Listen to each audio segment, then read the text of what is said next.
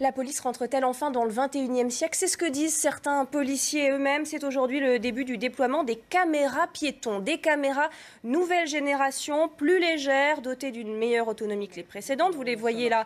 Vous en voyez une là dans les mains de Gérald Darmanin qui les a présentées hier. Elles équipent depuis ce matin 2000 patrouilles et elles ont vocation à être généralisées d'ici la fin du mois de septembre. Nous sommes en ligne avec Denis Jacob. Bonsoir. Merci d'être avec nous. Vous êtes secrétaire général d'Alliance Police CFDT. D'ici septembre, donc, nous dit-on, tous les policiers et gendarmes seront équipés de ces caméras piétons? Oui, alors c'est Alternative Police CFDT, hein, excusez-moi, pas Alliance, c'est pas la même chose. Pardonnez-moi. Je le précise.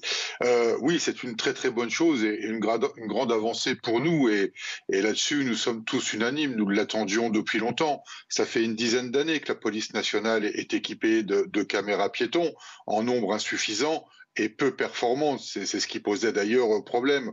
Aujourd'hui, la nouvelle version peut durer jusqu'à 12 heures et donc va permettre aux collègues sur chaque intervention de pouvoir l'utiliser et de se mettre en sécurité juridique, puisque pour nous, au-delà d'apaiser les relations avec une certaine population sur des interventions tendues, ça va aussi être un atout juridique pour démontrer que la grande majorité des policiers font leur travail avec le plus grand professionnalisme.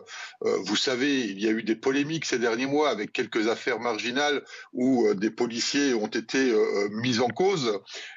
Et d'ailleurs, nos détracteurs criaient tout de suite à la violence policière et maintenant, dès qu'il y a une intervention qui se passe mal, on crie à la violence policière. Et aujourd'hui, ces mêmes détracteurs vilipendent le fait qu'on généralise les caméras piétons en affirmant que ça va être une atteinte à la liberté des gens. Je citerai notamment Maître Harry Halimi qui est notre habituel détracteur.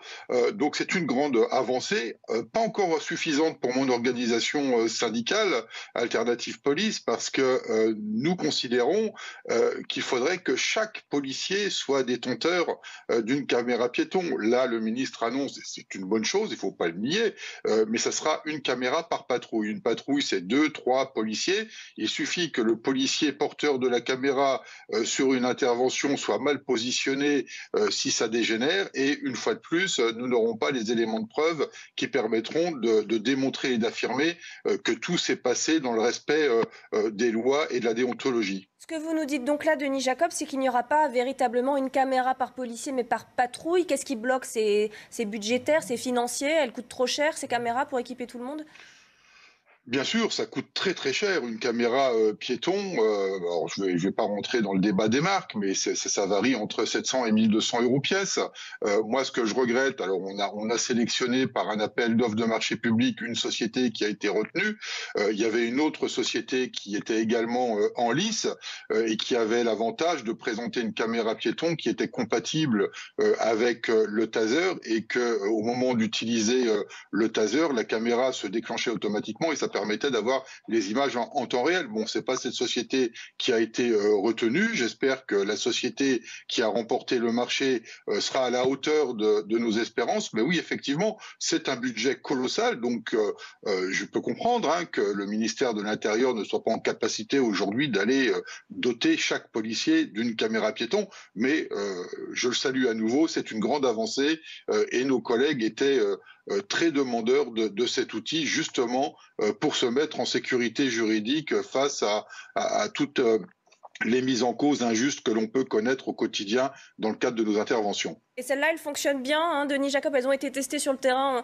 On se souvient des polémiques sur les anciennes caméras, leurs problèmes de batterie notamment. Là, c'est bon, on y est, vous allez enfin avoir des caméras qui fonctionnent correctement?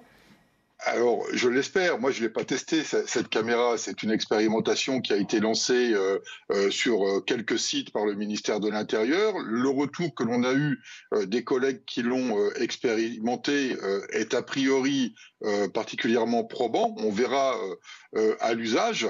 J'en profite pour dire également, pour lever toute incompréhension ou toute ambiguïté ou tout doute, suspicion sur l'utilisation de ces caméras, c'est que c'est un outil qui est sécurisé, sur lequel le policier qui l'utilise ne peut pas intervenir pour modifier son contenu, effacer des passages qui pourraient être compromettants.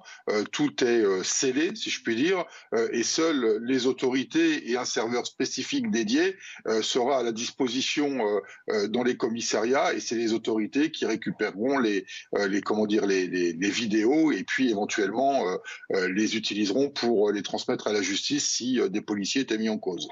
Merci beaucoup Denis Jacob pour ces précisions, secrétaire général Alternative Police CFDT.